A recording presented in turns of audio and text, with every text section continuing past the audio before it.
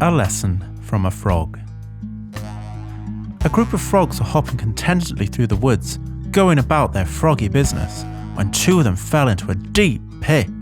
All of the other frogs gathered round the pit to see what could be done to help their companions.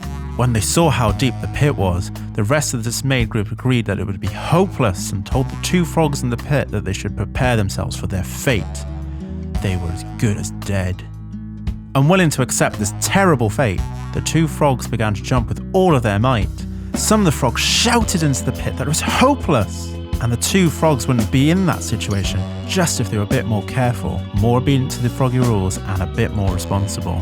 The other frogs continued sorrowfully shouting that they should just give up. The two frogs continued jumping as hard as they could, and after several hours of desperate effort, they were very weary. Finally, one of the frogs took heed of the calls of his fellows.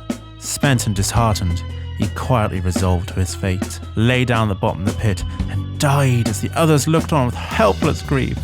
The other frog continued to jump with every ounce of energy he had, although his body was racked with pain and he was completely exhausted.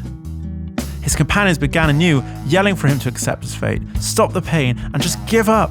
The weary frog jumped higher and higher, and wonder of wonders, finally leapt so high that he sprang from the pit.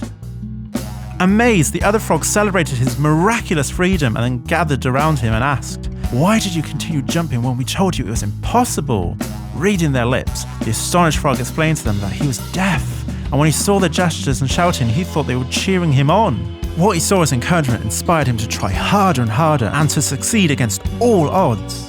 This story contains a powerful lesson. Your encouraging words can lift someone up and help them make it through the day.